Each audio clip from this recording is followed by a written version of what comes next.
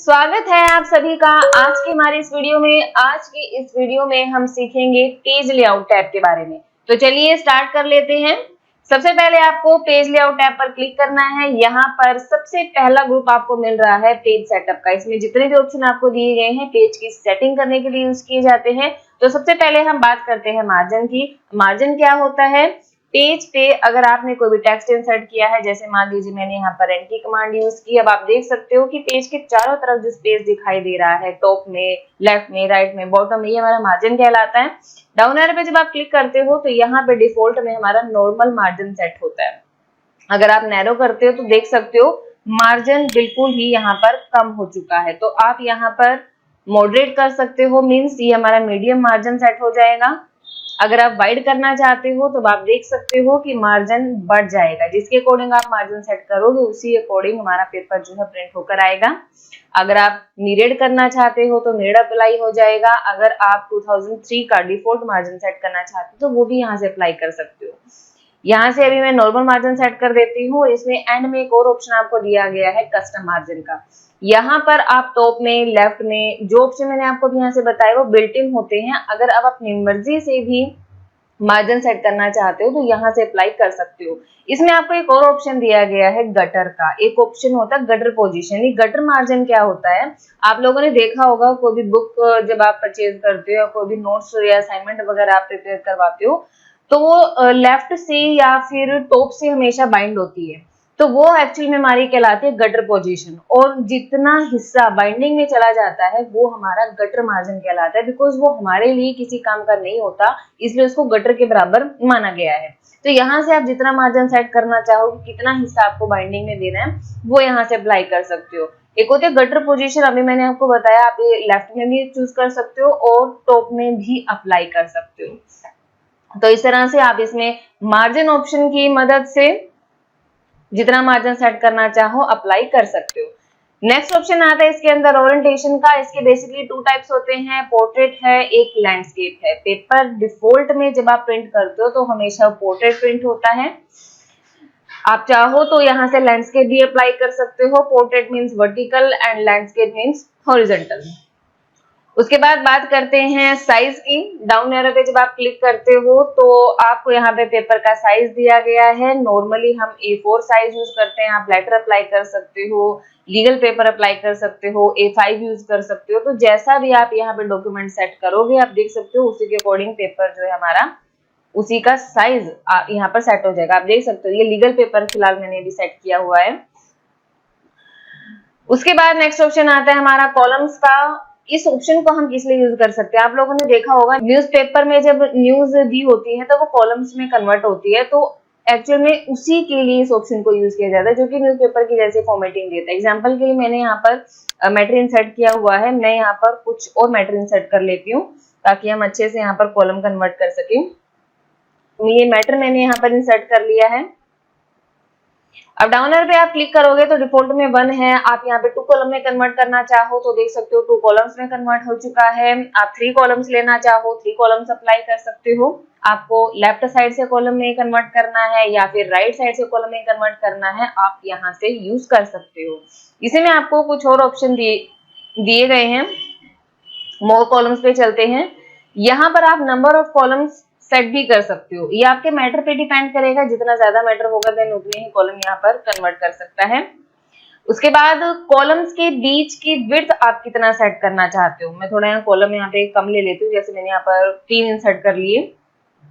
Column कितने set होंगे, column की विड्थ कितनी होगी, यानी ये जो आप देख रहे हो ये जो ये होता है ये विड्थ कितनी आप लेना चाहते हो वो आप यहाँ से सेट करोगे। एंड स्पेसिंग, कॉलम के बीच का जो ये देख रहे हो ये स्पेस अगर आप सेट करना चाहो तो वो यहाँ से अप्लाई कर सकते हो। अगर इक्वल रखना चाहते हो कॉलम की विड्थ देन इस ऑप्शन को एक्टिवेट करोगे and apply to whole document पे ही आप इसे यूज कर सकते हो। और जैसे ही आप यहाँ पे ओके करते हो उसी के अकॉर्डिंग जो हमारा मैटर है कॉलम्स में कन्वर्ट हो जाएगा। तो इस तरह से आप इस कॉलम ऑप्शन को यूज कर सकते हो। इसको यूज हम इसलिए ही करते हैं ताकि अपने डॉक्यूमेंट को कॉलम्स में कन्वर्ट कर सके। पहले वाली पोजीशन में लाने के लिए वापस आप यहाँ पे 1 अप्लाई कर सकते हैं। आप देख सकते हो मैटर हमारा पहले वाली पोजीशन में इंसर्ट हो चुका है। उसके बाद बात करते हैं ब्रेक्स की। डाउन एरो पे जब आप क्लिक करते हो तो सबसे पहला ऑप्शन आपको दिया गया है पेज का।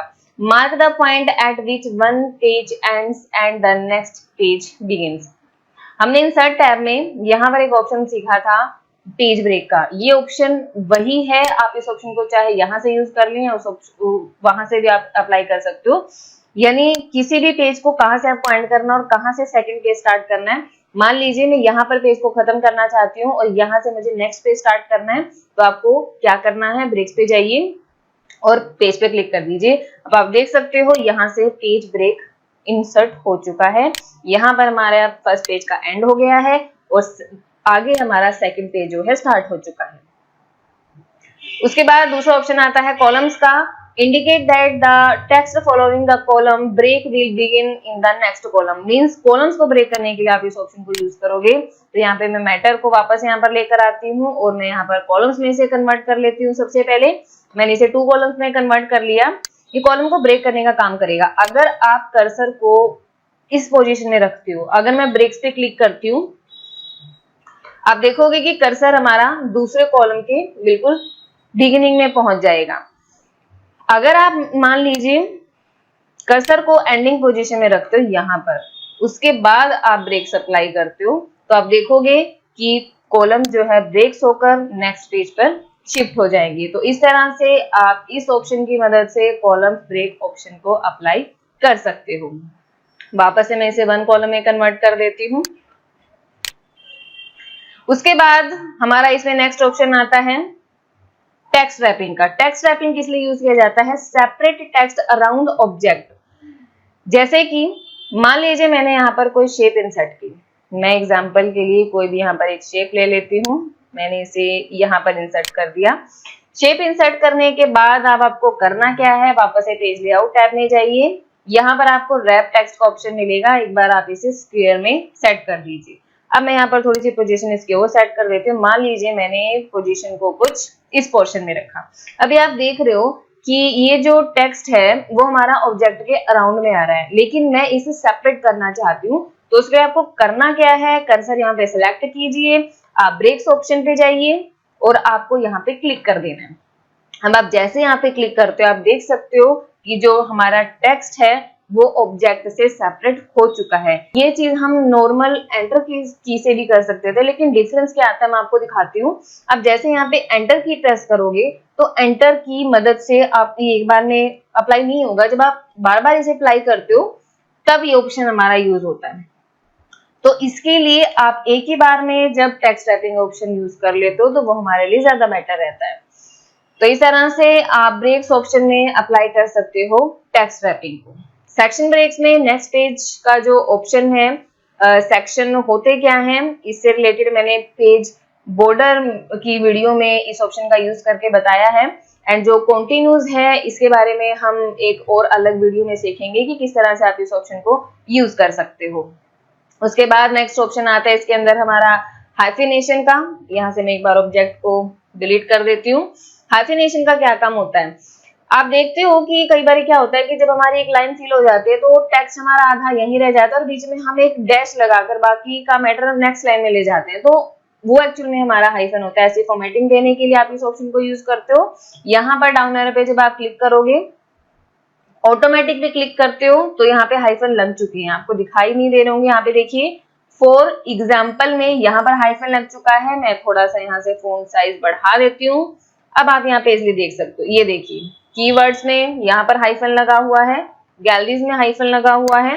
तो जैसे आप ऑटोमेटिक क्लिक करते हो ये हाइफन की फॉर्मेटिंग में आ जाएगा। अगर आप यहाँ से मैन्युअल करते हो तो यहाँ पर हाइफिनेशन फिलहाल के लिए लगा हुआ है, इसलिए आपको मैसेज दिखा रहा है। मैं यहाँ से एक बार नन कर देती हूँ। अगर आप यहाँ पे मैनुअल पे क्लिक करते हो तो आपके पास इस तरह से एक बॉक्स ओपन होगा, आप यस करते जाइए, जहां जहां पे भी हाइफन लगाना होगा इस ऑप्शन की मदद से अप्लाई हो जाएगा। तो इस तरह से आप डॉक्यूमेंट में अगर हाइफन की फॉर्मेटिंग देना चाहते हो पूरे डॉक्यूमेंट में, देन इस ऑप्शन की मदद से अप्लाई कर सकते हो। उसके बाद यहाँ पर बात करते हैं इंडेंट के बारे में। इंडेंट हम पहले भी सीख चुके हैं कि पैराग्राफ और मार्जिन के बीच का जो स्पेस होता है वो इंडेंट होता है। हम लेफ्ट साइड से यहाँ पर जितना भी इंडेंट सेट करना चाहे, अगर आप राइट साइड से यहाँ पर इंडेंट सेट करना चाहते हो, आप देख सकते हो यहाँ राइट साइड में स्पेस इंसर्ट हो रहा है। देन लेफ्ट एंड राइट में इंडेंट इंसर्ट करने के लिए आप इस ऑप्शन को यूज करोगे। उसके बाद इसे मैं वापस से नॉर्मल कर देती हूँ। फिर बात करते हैं स्पेसिंग की। पैराग्राफ के पहले अगर आप स्पेस ऐड करना चाहते हो, आप देख सकते हो स्पेस ऐड होता जा रहा है। अगर बाद में स्पेस ऐड करना चाहते हो तो आप देख सकते हो स्पेस ऐड होता जा रहा है। कम करने के लिए भी आप इस ऑप्शन को यूज कर सकते हो। कई बार क्या होता है कि हम डॉक्यूमेंट प्रिंट करना चाहते हैं, प्रॉपर हमारे डॉक्यूमेंट की फॉर्मेटिंग सेट नहीं हो पाती, देन इन ऑप्शंस की मदद से भी आप फॉर्मेटिंग को सेट कर सकते हो। उसके बाद अरेंज में ये जो ऑप्शन अभी मैंने आपको शेप के साथ यूज करके दिखाए थे, तो फिलहाल यहाँ पे डीएक्टिवेट है। जब आपने यहाँ पर कोई ऑब्जेक्ट इंसर्ट किया होगा, कोई शेप इंसर्ट की होगी, तो ही ऑप्शन हमारे एक्टिवेट होंगे, अदरवाइज यहाँ पर ये डीएक्टिवेट रहेंगे। सिलेक्शन पेन ऑप्शन आपका एक्टिव रहेगा, जो बताएगा कि हमने यहाँ पर क्या मैटर इंसर्ट कर रखा है। तो ये होती है हमारी आज के ऑप्शंस, जिसमें हमने पेज लेआउट टैब के बारे में सीखा, जिसमें मैंने अभी लाइन नंबर ऑप्शन को स्किप किया है क्योंकि इसके बारे में हम अलग से एक वीडियो में पढ़ेंगे। तो आप लोगों को जो ऑप्शन करवाए गए हैं उनकी प्रैक्टिस जरूर कर लीजिएगा। বর্তমান সময়ের সাথে নিজেকে আপডেট করতে আপনাকে শিখতে হবে আর্টিফিশিয়াল ইন্টেলিজেন্স বা এআই এবং চ্যাট জিপিটি। বনগাঁতে সর্বপ্রথম এআই এবং চ্যাট জিপিটি শিখতে এখনই যোগাযোগ করুন Indian Institute of Skill Development training, New Market, Bongaon, 96C bus স্ট্যান্ডের সামনে। Phone number 7044085100। এছাড়াও 3 মাস, 6 মাস এবং 1 বছরের বেসিক, ডিপ্লোমা এবং অ্যাডভান্স ডিপ্লোমা কোর্স করুন খুবই কম খরচে। এছাড়াও কোর্স ফি মাসিক কিস্তিতে দেওয়ার সুবিধা আছে। আমাদের প্রতিষ্ঠানের সমস্ত কোর্সের সাথে ভারত সরকার স্বীকৃত আইএসও সার্টিফিকেট প্রদান করা হয়, যে সার্টিফিকেট সমস্ত সরকারি এবং বেসরকারি চাকরির ক্ষেত্রে গ্রহণযোগ্য। মাধ্যমিক এবং উচ্চ মাধ্যমিক ছাত্রছাত্রীদের জন্য স্বল্প খরচে সমস্ত কোর্সে ভর্তি চলছে।